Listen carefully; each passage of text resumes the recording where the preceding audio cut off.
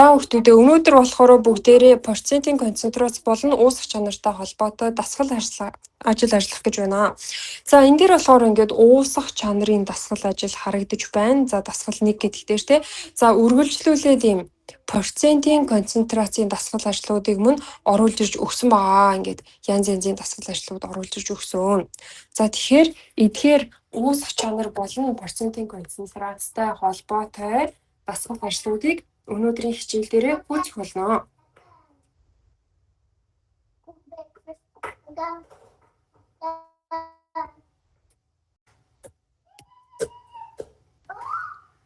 За тэгэхээр ингэний хүүхдүүдээ энэ болохоор хамгийн ихний бодлого нь уусах чанарын бодлого байна. Хүүхдүүд эхлээд өгүүлбэрийнхаа дэвтэр дээрээ бичээд авчих. За тэгээд уусах чанар гэдэг хичээлийг өнгөрсөн хичээлээр үзчихсэн болохоор бас зарим хүүхдүүд рүү бодож магадгүй. Тэгэхээр яг нь дэвтэр дээрээ өгүүлбэрээ бичээд бодоод үзээрэй.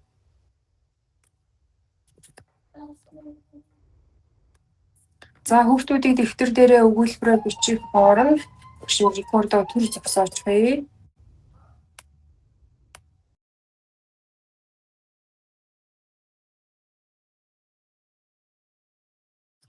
За зарим чөлөө авсан хүүхдүүд дараа энэ рекордыг нөхөж үзэж магадгүй. Хэрвээ одоо ингээд рекорд нөхж үзэж байгаа хүүхд байх юм бол яг энэ дээр зогсоож байгаа тийм бодлогынхаа өгүүлбэрийг заавал бичиж авах юм шүү. За одоо өгүүлбэрээ бичээд авчихсан хүүхдүүдээс асууя. Одоо ингээд уусах чанар нь 111 грамм гэж байна шүү дээ, тий? 111 грамм бодис чинь хэдэн грамм усан дотор уусчээд байгаа юм лээ? 100 грамм усанд.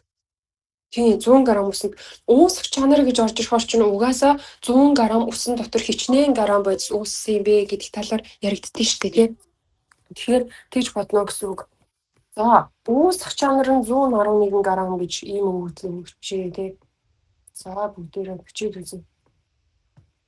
За уусах чанар нь болохоор 111 грамм. Өөрөөр хэлбэл эн чинь яг юу гэсэн утгатай юм гэхээр 111 грамм бодистэй 111 грамм бодис чинь 100 грамм усан дотор байгаад байна гэсэн үг. Тэгэхээр уусмал гэж нэг юм зүйлийг хэлдэг шүү дээ. За нэг юм сав байлаа тий. Савн дотор одоо ингээд ус байлаа. За энэ дээр бол ингээд уусах чанар ярьж байгаа учраас 100 грамм ус. 100 грамм усан дээр 111 грамм бодисыг ингээд нэмээд яах нь хооронд нь ингээд хойлоод уусгацсан гэсэн үг. За нөгөө 111 грамм бодисын молекулууд нь энэ дээр ингээд харагдаж байна гэсэн үг. За тэгэхээр энэ хоёр чинь нийлчээрээ хичнээн грамм уусамлыг үүсгэх вэ? 211. Оо яг зөв. 211 грамм уусмал тий. За тэгэхээр эн чинь одоо ийм гэсэн утгатай болж байгаа зү тий хүүхдүүдээ. 211 грамм уусмал дотор 211 грамм уусмал дотор хичнээн грамм нөгөө бодис уусчихсан байгаа байлээ.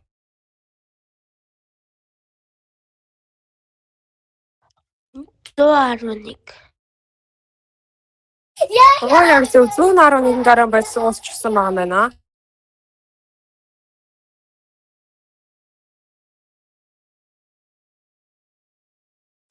За тийм хүүхдүүдээ манай бодлогонд болохоор ингэж асуусан байгаа үстэй тий 1530 грамм уусмалд тийм байгаас 1530 грамм уусмалд хэдэн грамм давс агуулгадах юм бэ тий.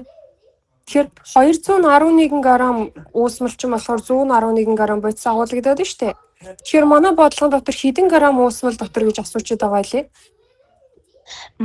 1530 грамм. Оо яг үнэ. 1530 грамм уусмалт. За 1530 грамм уусмалт хичнээн грамм бодис агуулгадах юм бэ тий. X грамм бодис гэдээ үсэж штэ хэдэн грамм бодис юм бэ гэд. За ингээ бодохоор X тэнцүү ер нь хэд гарахаар юм шиг байна. X тэнцүү.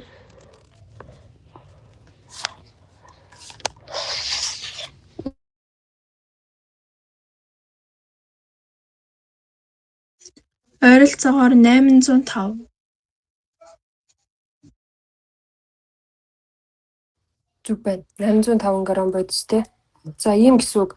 Тэгэхээр эндээс бидний ерөөсөө ойлгож мэдэж авах хэрэгтэй зүйл нь яг юу байгаад байгаа юм бэ гэхээр уусах чанар гээд нэг тоо өглөө тий одоо энэ дэр ингээ 111 грамм бодис гээд нэг тоо өгж байгааз за тэр 111 грамм гэдэг тэр уусах чанар чинь 100 грамм усан дотор уусчихсан байгаа гэсэн үг. Өөрөөр хэлбэл энэ шил аян дотор 100 грамм ус байсан юм аа тий. Тэгсэн чинь яах нь тэр 100 грамм усан дотор 111 грамм бодис уусчихсан юм байна шүү дээ. Тэгэхээр ингээд ус бодис хоёр чинь нийлээд уусмал гэдэг зүйлийг бий болгож таарна да тий. Тэгэхээр 211 грамм уусмал да. Одоо яаж энэ 211 грамм уусмал гарч ирээд байгааг ойлгох нь бол энэ бодлогын гол хэсэг тийм ээ. 211 грамм уусмалд 111 грамм бодис уусчихсан байна тий. Тэгэхээр манай өгүүлбэрт болох бодлогод болохоор ингэж асууад байгаа шүү дээ. 1530 грамм уусмал дотор ямар хэмжээтэй бодис байх юм бэ гэдэг тий. Ингэж л асуусан шүү дээ. Тэгэхээр нэг ингээд пропорцийг л бодоод олчих юм байна. За ийм хоёрхан үйлдэлтэй дасгал ажил байна. За хүүхдүүд эндээс асууж тодруулах зүйл байна. Одоо бүгдээрээ дахиад иймэрхүү төрлийн зөндөө дасгал ажил ажиллана шүү дээ. Багшаа. За Энэ 805-ыг гаргахдаа 1530-аас хэдийг хасаж бодож байгаа. пропорцоо бодож байгаа шүү дээ тий. 211 грамм уусмал энэ нөгөө нэг математикийн пропорц боддог арга байдаг шүү дээ. 211 грамм уусмал болгонд чинь 111 грамм бодис байгаа шүү дээ. Аха. Тэгэхээр 1530 граммд хэд байх юм бэ л гэж асуугаад байгаа байхгүй юу? Тэгэхээр 1530-га 111 хуваагаад 211 үржүүлж байгаа. Тэгвэл 1530-га 111-д үржүүлж өгдөө шүү дээ тий пропорц бодохоор чинь. Үржүүлээд 211-ээр хувааж байгаа юм уу? Яг зөв тэгж байгаа гэсэн үг. Одоо энэ тий багшийнхны шараар тодруулсны дагуу үржүүлж өгөөд тэр цаана энэ бөөрн хийсэн тоонд хувааж өгөхөөр x нь гараад ирнэ гэсэн үг. Дахна шүү дээ. За пропорцийн хэрэг ёсоор бол ийм тий одоо энэ шар дээр байгаа хэсэг нь болохоор энэ ногооноор тодруулсан хэсэгтэй тэнцэнэ гэдэг ийм дүрэн байгаа байхгүй юу? Пропорцийн дүрм. Өөрөөр хэлбэл энийг одоо дахиад жоохон дэлгэрүүлээд бичих юм бол яг юу гэсэн үг юм бэ гэхээр 1530-га тэр 111-ээр үржүүл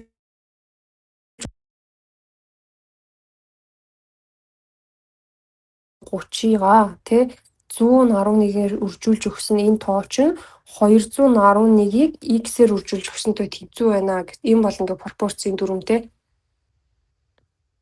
За энэ диагоналдад энэ диагоналын дагуу тоонууд тэнцүү байна гэх.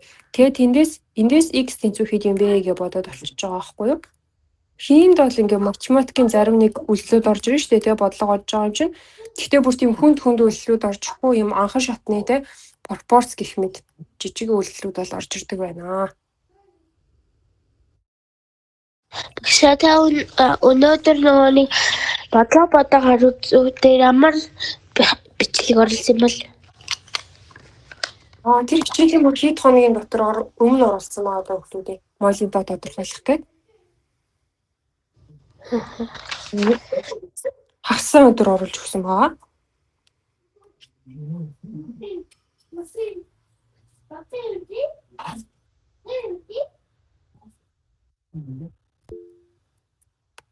Яа ингээ энэ хэсгийг тэмдэглээд авчих нэг иймэрхүү бодлогоодыг бол бүгдээрээ бодох юм байна.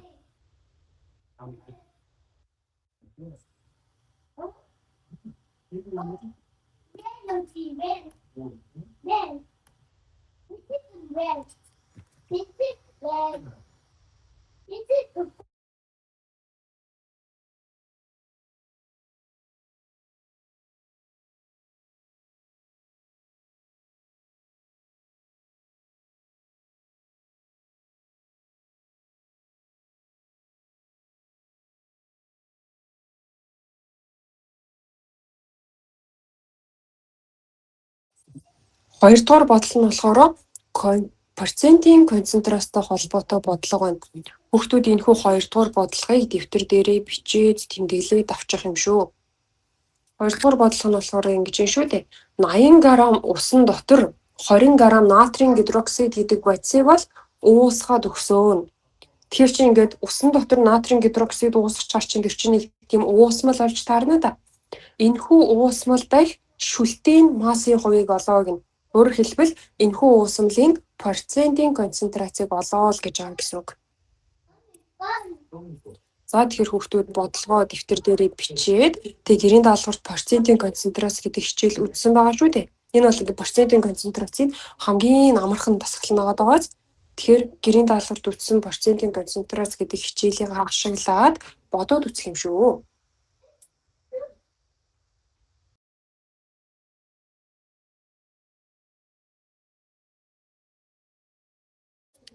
За хүүхдүүдээ одоо юм бодлогынхоо бодцгоё тий.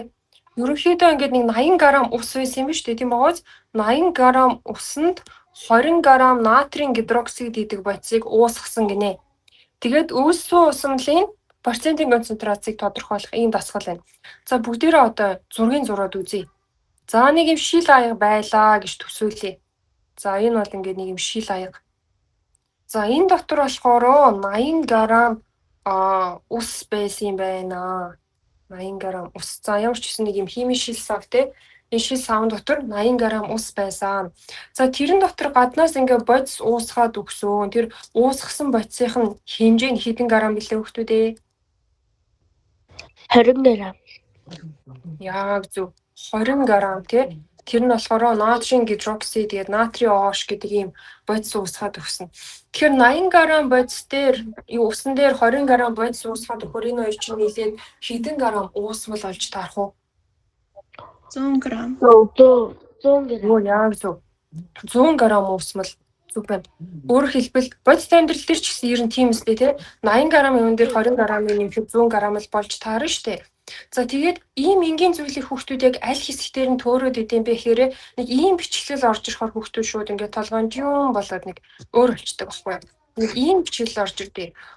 Эм уусмал дээр нэмхэн эм уусмал гэдэг чинь тэ эм уусмал тэнцүү эм уусгагч дээр нэмхэн эм ууссан бодис гэдэг нэг ийм зүйл орж ирж өгöd байгаа. За одоо манайхаар бол ийм гэсэн үг шүү дээ те. Одоо нэг юм уусмал бий болсон. Тэр уусмалыг бий болгоход бол 80 г ус хэрэг болсон. Дээр нь 20 г натрийн OH гэдэг бодисыг нэмж өгсөн тий.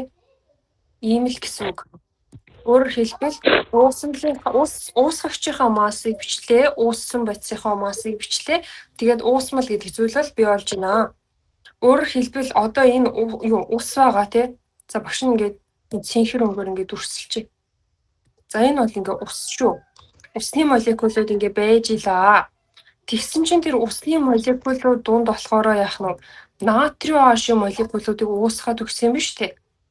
Энэ ус натрийн OH хоёр ч хоорондоо хойлолдоод уусмал гэдэг зүйлийг бол бий болгоод байна гэсэн үг. Уусмал. Тэгэхээр процентын концентрац гэдэг нэг юм ойлголт орж ирж байна. Процентын концентрац. Процентын концентрац гэж яг юуг хэлдэм бэ гэхээрээ 100 г уусмал дах ууссан бодисын хэмжээг хэлдэг байхгүй юу? За 100 г уус ер нь бол тодорхойлтын энэ дээр бичээ. Процентын концентрац гэдэг нь 100 г уусмал дах ууссан бодисын хэмжээг хэлнэ. Бодисын хэмжээг хэлнэ. За ер нь бол ингээд тодорхойлт нь бол ийм тодорхойлт байдаг аа. За зүгээр энгийнээр тэгээ бүгш нь өөрийнхөө та нарт хэлээд өгөх юм бол ингээд нийт уусмалыгаа бол 100% гэж төсчдөг байхгүй юу? Нийт одоо хэдэн ч грамм уусмал байж болно те 1530 г уусмал гэж түрүү гарч ирж ирсэн шүү дээ. 1000 г уусмал байж болно 2000 хэдэн ч грамм уусмал байж болно. За хэдэн ч грамм уусмал байж болно. За тэгэхээр яах нь нийт уусмалынхаа массыг 100% гэж бодноо. 100%. Тэрэн дотор байгаа ууссан бодисынхаа массыг ууссан бодисын масс нь хэдэн хувь юм бэ гэдгийг олж байгааг процентын концентрац гэж хэлээд байна. Процентын концентрацийг юуны хувийг олдсон бэ гэхээр ууссан бодисын хувийг олно. За өөрөөр хэлбэл одоо энэ дээр бол ингээд уусгагч ууссан бодис хоёр байж штэ тий хүүхдүүдээ. За багш нэг ууссан бодисыг ягаанаар тодруулчих юм. Өөрөөр хэлбэл энэ бөөрийнхээ улаан чинь одоо ууссан бодис гэж үг штэ. Тэгэхээр нийт уусмал дотор энэ ууссан бодисыг нийт уусмалынхаа хэдэн хувийг эзэлж байгаа юм бэ гэсэн үг. Нийт уусмалын хэдэн хувь нь ууссан бодис байгаа юм бэ?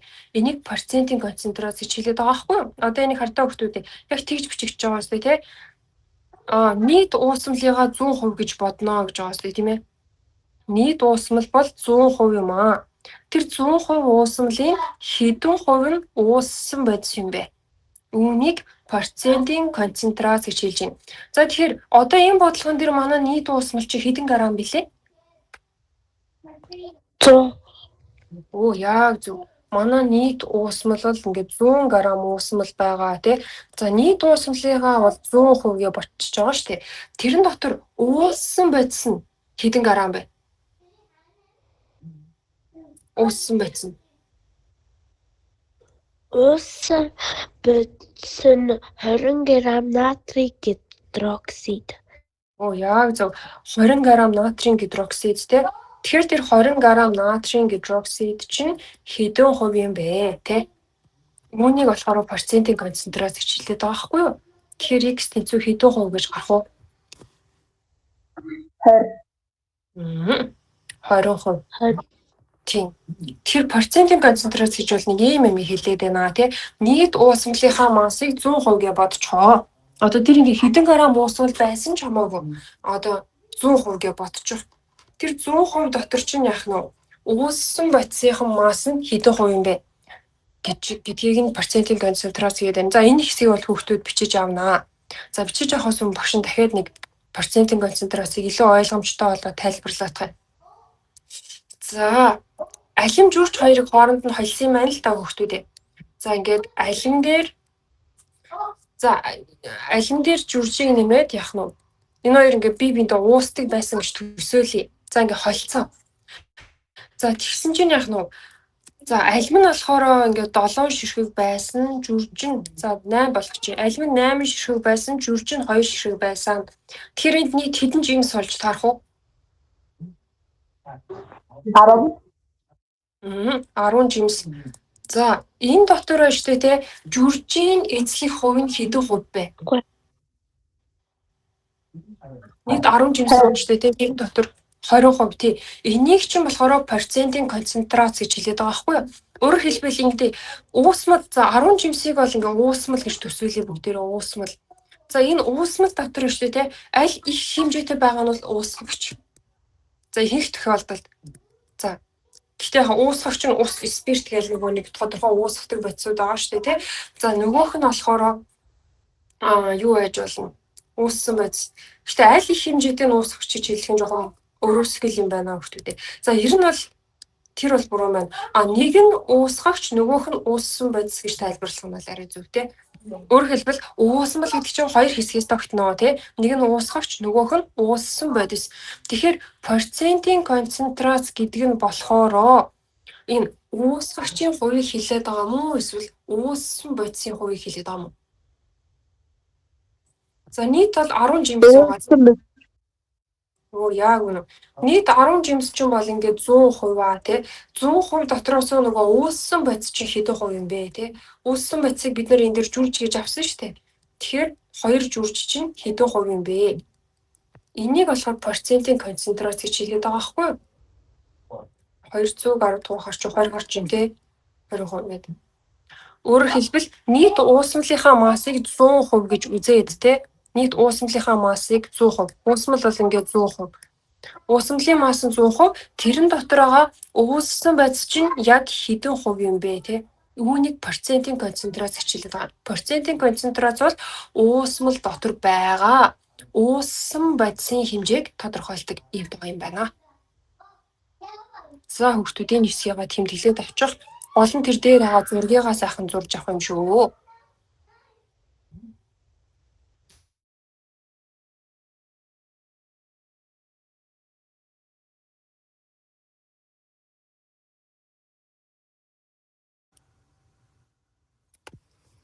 За тэгэхээр хүүхдүүд бол бүгдээрээ бичээд авчихсан байна. Сайн байна. Тэгэхээр бүгдээрээ нэг иймэрхүү маягийн өөр бодлогууд бодож үзье. За 350 г ус байсан юм байна л да. 350 г усанд 150 г давс уусгачээ. За, уусмлын процентын концентрацийг тодорхойлно. Уусмлын процентын концентрацийг тодорхойл гэдгийг хүүхдүүд ингээд бичиж болно. Энэ С% гэдэг нь процентын концентрац гэсэн үг. С гэдэг нь болохоор концентрац гэсэн утгатай тий. Концентрац. Concentration гэдэг үгний эхний С үсэг. За, дараагийн хувь нь болохоор процент гэсэн утгатай шүү дээ. Процентын концентрац гэсэн утгаар илэрхийлж байна. Тэнийг бодох уу? Тийм шүү хүүхдүүд ээ. За хүүхдүүд өөрсдөө сайхан эхлээд хүүхдүүдээр нэмэхүү бодлого бодохдоо зургийн зурж байгаа бодох юм бол бүр амар байдаг шүү. За нэг юм химишис сав байлаа гэж төсөөлчихье те. Тэрэн дотор бол ингээ 350 г ус байсан юм байна те. 350 г ус байлаа. Тэрэн дээр нь яах нь ингээ бодис нэмээд өгчээ. Тэр бодис нь болохоор 150 г бодис байсан юм байна. За 350 г ус 150 г бодис байжээ гэдэг. За одоо эндээс процентын концентрацийг нь бодоод гаргах нэ. 40 гарч ийн. Хэд гисэн бэ? 40. Арай биш байна.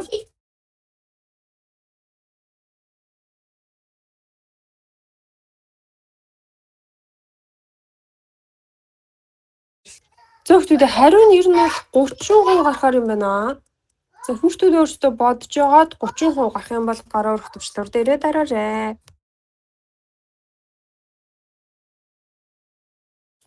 За дахин нэг удаа сайн хэлээд үгэй. Уусмлын процентын концентрац гэдэг чинь одоо энийг хэлж байгаа шүү те. Нийт уусмлыгаа 100% гэж бодноо те. Нийт уусмал бол 100%. Хэдэн грамм уусмал байх нь хамаагүй тэргээр өсө 100% гэж бодчих нь шүү те. Тэрэн дотор байгаа ууссан бодис. Нийт уусмал дотор чинь нэг тодорхой тооны ууссан бодис байгаа шүү те.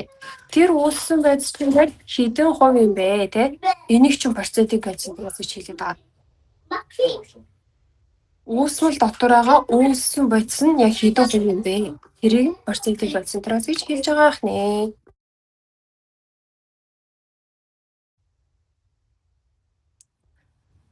За манай сурагчид бараг л бүгдээрээ гараа өрөх төвчлөр дээрээ дарчихлаа. За тэгэхээр хүүхдүүд энэ нийт уусмлынхаа массыг яаж олох юм бэ? 150 г бодис дээр 350 г усыг нэмээд 500 г уусмал бүрдэн. Тэгээд 500 г уусмал 150 г давс уссан бодис. Тэгээд 150 г уссан бодисгаа үрдэх нь 100%-аараа үрдүүлээд 500 г уусмалтай хуваахаар 30% гарч ийн. Тэг. За тэр хүүхдүүд уусмал гэдэг чинь ерөөсөө энэ хоёр л үстэй тий. Энэ усан дээр бодисыг нэмчихэр чи уусмал болчиход байгаа шүү дээ. Тэр уусмал чинь 500 г юм байна тий. Тэгэхээр яах нь 500 г уусмал чинь одоо 500 г уусмал гэдэг үгээ бичиж өгье шүү. За 500 г уусмалыгаа бол ингээд 100% гэж болчихж байгаа шүү дээ. Нийт уусмал чинь 100% аа. Тэр 100% дотор чинь хэдэн грамм нөгөө ууссан бодис байна гэдэг байгаа лээ. 150. Өө тий 150 г нь ууссан бодисоо тий. Тэгэхээр энэ 500 г чинь хэдэн хувь нь ууссан бодис юм бэ л гэж асууж байгаа гэсэн үг шүү дээ. Ер нь бол яг нарийн тайлбарлах юм бол бага ангийн хүүхд бол иймэрхүү бодлого боддог шүү дээ тий. За төдөн олон байжээ, төдөн журж байжээ, аль нь хэдэн хувь бэ ч гэдэг юм уу тий. Тэгэхээр хиймд бол арай нэг тийм ууссан бодис гэдэг үг ороод ирэнгүүт хүүхдүүдийн толгой жоохон эргэлж байгаа болохоос ер нь бол энэ бага ангийн бодлоготой нэлээд төстэй бодлого явж байна гэсэн үг. За дараагийн хэсэг дээрээ болохоор бүгдээрээ дахиад ийм процентын концентрацийн бодлого бодцгоё. За ингээд 600 г масстай уусмал байжээ тий. За одоо энэ дээр ингээ уусмалыгаа ингээ зурчих нь шүү дээ. За багш нь энэ дээр ингээ зурчихъя. За энэ ингээ уусмал нэг шил савн дотор байсан. Ингээд Тэр чинь болохоор ингээ ус байгаа. Тэгээ дотор нэм цэгүүдтэй ууссан бодисууд байгаа. Тэр ууссан бодис нь одоо 20% уусмал гэдэг чинь хүүхдүүдээ яг юу гэсэн утгатай юм бэ хэрэг штэ тий. 20% уусмал гэдэг нь 20% нь энэ процентын концентрац чинь юуг илэрхийлдэг гэлээ хүүхдүүдээ юуны хувийг Уусан бодис. ууч яг зөв 20% нь ууссан бодисоо л гэсэн.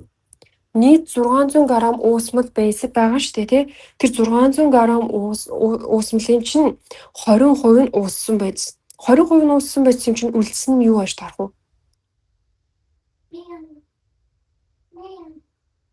Үлдсэн 80% нь уусмал гэдэг чинь ууссан бодис нөгөөх нь юу вэ? Уусгагч. Уусгагч. Тэгэхээр 600 г-ын 20% нь ууссан бодис үлдсэн нь болохоор уусгагч юм байна тий.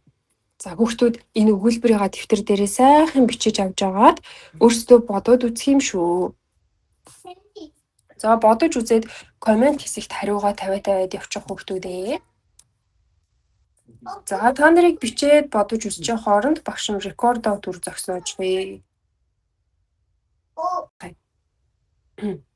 Хүүхдүүд бол ер нь нэлээд зөв хариултууд явуулсан байна. Сайн байна. За тэгэхээр хүүхдүүдээ дахиад нэг сайн ярьж чадах. За ингээд нэг юм шил аяга байлаа тий. Химийн нэг ийм савсуулга байлаа. За энэ дотор ингээд яах нь нэг юм уусгагч гэдэг зүйл байгаа дээ. Уусгагч. За ер нь бол ихэнхтэй байна шүү дээ. Тэгээ бараг л ус байдаг. Ус. За тэр усан дотор ингээд янз бүрийн сод ч юм уу, давс ч юм уу, шүлт ч юм уу тий, хүчил ч юм уу нэг юм бодис хийж өгöd байгаа байхгүй юу? Ер нь бол ингээд усмал гэж тэрийг л хэлж байгаа шүү дээ. Усан дотор ямар нэгэн бодис хийж өглөө. За энэ нь болохоор ингээд ууссан бодис гэж хэлээд байгаа байхгүй юу? Энийг ууссан бодис. За уснаас өөр спирт, эпир гэх мэт олон уусгагч байж болдог. За тэгэхээр ер нь бүгдээрээ ус гэхээсээ илүү уусгагч гэж биччихье. Уусгагч. За энэ уусгагч ууссан бодис хоёр чинь нийлээд юуг үүсгээд байгаа юм хүүхдүүд ээ? Энэ хоёр Уусмал. яа зөв уусмал гэдэг юмыг үүсгээд байна тий уусмал. За тэгэхээр процентын концентрац дээр яг юу хэлээд байгаа юм бэ те энэ уусмлын бодлого гэж нэг юм сүртэй ойлголттой юу яриад байгаа юм бэ гэхээр нийт уусмлыгаа 100% гэж бодчиход байгаа байхгүй юу? Нийт уусмал бол ингээд 100% аа тий. Тэрэн дотор байгаа ууссан бодис нь яг хэдэн хувь юм бэ? Ууссан бодис чинь хэдэн хувь юм бэ? Энийг болохоор процентын концентрац гэж хэлээд байгаа байхгүй. За уусмлын бодлого дотор процентын концентрац гэж нэг иймэрхүү л дасгал орж ирээд байна. Гайгүй байгаа зү тий. Нийт уусмлыгаа бол ингээд 100% гэж бодчих. Тэрэн дотор ууссан бодис хэдэн хувь байгаа юм бэ те? Тэрийг л бодоод гарч очиход процентын концентрацийг бодчихож байна л гэсэн үг. Ер нь бол. За одоо бүгдээрээ саяны бодлогоо бодж үзье. Нийт уусмал чи хэдэн грамм билээ хүүхдүүдээ? Нэр энэ дэр хүүхдүүдээ түрүүнээс хойш та нар анзаарсан баг те? Уусмлын массыг дандаа граммаар авч байгаа. Процентын концентрацид уусмлын юг нэг жиг заавал граммаар авч боддгий шүү. Миллилитр бууж болохгүй. Заавал грамм байх хэвээр. Энийг бол сайн анхаарах хэрэгтэй. Уусмлыг заавал граммаар авнаа. За тэгэхээр нийт 600 грамм уусмал байсан юм аа. Тэгээ 600 миллилитр гэж болохгүй. Нийт уусмлын массыг нь 100% гэж үзнэ гэж байгаа шүү дээ. Тэгээ масс гэдэг чинь угаасаа грамм гэдэг нэгжтэй шүү дээ. За тэгэхээр яг нийт уусмлынхаа массыг 100% гэж үзээд тэрний чинь 20% нь болохоор ууссан бодис байсан гэсэн шүү дээ тий. Ууссан бодис. Тэр ууссан бодис нь хэд болж таарах вэ?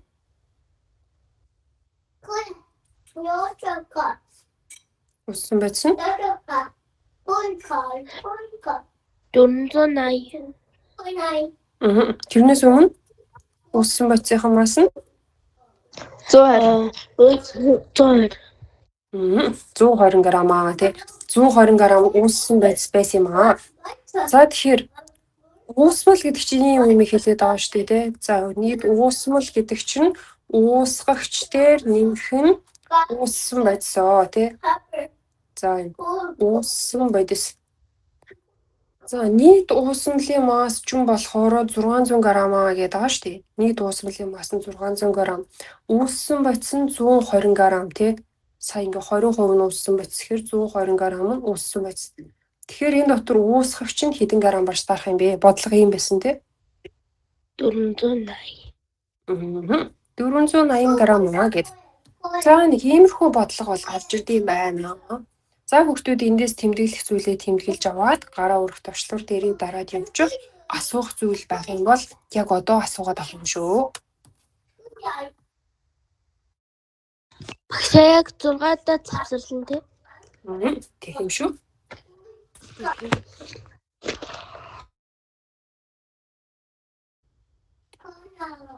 За хүүхдүүдээ дараагийн 4-р бодлого нь болохоор ийм бодлого байна. Бас л ийм процентын концентрацтай холбоотой бодлого. Хүүхдүүд энэ бодлогоо бас дэвтэр дээрээ бичиж яагаад бодоод үзэх юм шүү. За ингээд 500 г 1% хоолны давсны уусмал байж тий. Тэгээд бид нар ингээд давстай усыг ууршуулаад ах юм бол ширэгчтэй шүү дээ тий. Усан дээшээ ууршуулж ширэгчин. Харин тэр давс нь ингээд ууршиж алга болдсон болоо хүүхдүүдээ.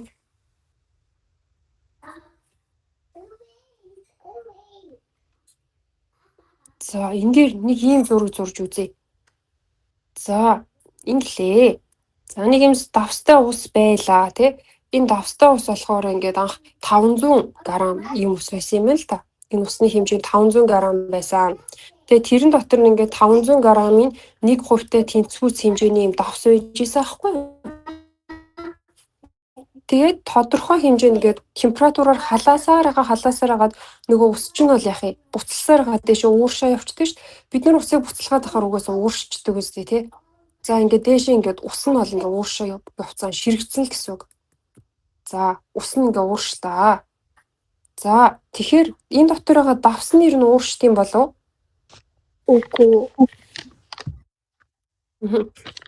Үгүй дээ яг зөв. За ингээд 500 г-ийн 1% гэдэг чинь 5 л гэсэн үг үстэй тий. Ингээд 5 ширхэг давс урчгаа багш. За ингээд 5 ширхэг төсөөлж байгаа юм чинь тий. Тэгэхээр одоо ууршуулсны дараа ч гэсэн нөгөө 5 давс чинь байж л юм гэсэн үг. Бид нар одоо ингээд усыг ширгээгээд одоо хоолны давс гашуун болчлоо гэж бодно шүү дээ тий. Ширгээгээд дах тусам улмал гашуураад байна үстэй тий. Ус нь ууршаад дах тутам. Тэгэхээр яг давсны ерөөсөө алга болохгүй яг гэсэн үг. За тэгсэн чинь нөгөө усмал чи одоо 150 г болчихсон юм байна. За Ингээд усанд ингэж даваас уусгаад тэгээд ууссан бодис одоо ингээд уусмалаасаа давсаа буцаж гаргаж авч болт юм болов? болдог болно шүү дээ. Одоо жишээ нь хүүхдүүдээ энэ 500 г усан дотор ингээд давсаа уусгасан маа шүү дээ тий. 500 г уусмал дотор. Тэгэхээр ингээд бүх усыг нь ууршуулчих. Тэгвэл давс нь үлдчихэж үстэй тий савныхаа яруулт. Бүх усаа ууршуулчих юм бол. Тий. Энэ нэг холимгийг ялган салгах аргуудыг хичээл үзсэн шүү дээ. За үзээгүй хүүхдүүд бол одоо утахгүй үзнэ. Холимгийг ялган салгах арга шүүх, нэрэх, талцжуулах гэх мэт тэр аргуудаар л дотор нь уусцсан байгаа бодисоо бол ялгаад авч болдог аа. За тэгэхээр одоо манай бодлого юу гэж асуугаад байгаа юм хэрэг ингэж асуугаад байгаа аахгүй юу? За энэ 150 г уусмал дотор 5 г ууссан бодис байгаад байна. Тэ? Одоо тэр үүссэн бодисын тэр уусмлын процентын концентрацийг бол өөрөөр хэлбэл яах вэ? Энэ нийт уусмал дотор тэр ууссан бодис чинь яг хэдэн хувь юм бэ гэсэн үг. Багшаа миний сүүлчийн цаг ороход би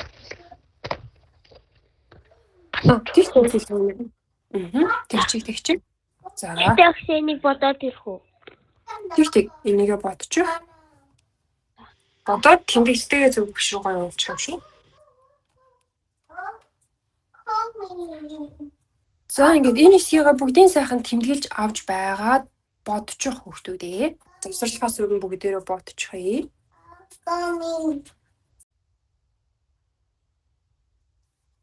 За хүүхдүүдээ сурагчдаа энэ бодлогоо яаж бодсон бэ? За хүүхдүүд бол ингээ 333 гаргаад байгаа юм байна тий. Коммент хэсэгт бичсэн хариуг харахад тэр бол зөв байна. Яаж энэ хариуг гаргаад байгаа юм бэ?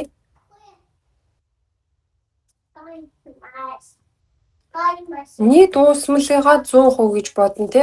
Ууссан байцын мас нь хэдэн грамм билээ хөлтүүд те? 5. Өө тий 5 грамм ууссан байдс чинь хэдэн хувь юм бэ гэл. Тэгэл x-ийн 300-ны 33% гэж гарч байгаа юм байна. За ийм бодлого ингээ болчихлоо. За гэрийн даалгаварт болохоор нэг ийм бодлого өгнө. За хүүхдүүдийн 5 дугаар бодлогыг гэрийн даалгавартаа өөрсдөө бодоод үзэх юм шүү. За хэрвээ энэ бодлого нь бас амархан байгаад те дахиад ирэн би иймэрхүү процентын концентрацийн бодлого бодё гэх юм бол багш нь классрумд нь оруулаад өгнө. Процентын концентрацийн нэг 4-5 бодлого оруулчихъя. Хүүхдүүд тэр бодлогыг гэрийн даалгавартаа бас бодоод үзээрэй. За хариуг нь өгчих юм бол ер нь зүгээр юм байна те саяны шиг. За энэ бодлогын хариу нь болохоор байна шүү дээ чи 5 дугаар бодлого те 6.4 гэж гарч байгаа юм байна. За хүүхдүүд ингээ бодож үзээд 6.4 гарах юм бол зүг бодсон байна гэсэн үг шүү. За юм байна. За манай өнөөдрийн хичээл ингээд л боллоо хүүхдүүдээ. Нөгөөдрийн хичээл дээрээ уулзцгаая. Гэрийн даалгаварт болохоор өмнөх хичээлийн илгээгүй тэмдэглэлээ илгээгээд те процентын концентрац гэдэг тэмдэглэлээ илгээгээд өнөөдрийн хичээлийн тэмдэглэлээ бас илгээгээд за тэгээд энэ бодлогоо гэрийн даалгаварт бодох нэ. За дахиад өөр даалгавар хэрэгтэй байх юм бол багш нь хэсэг бодлого оруулж өгнө. Хэсэг чижтэй 3 4-5 бодлого оруулж өгнө. Тэрийг бас гэрийн даалгавартаа бодоод үзээрэй. За өнөөдрийн хичээл нь ингээд л боллоо. Баяртай хүүхдүүд ээ. За баярлалаа. За баяртай.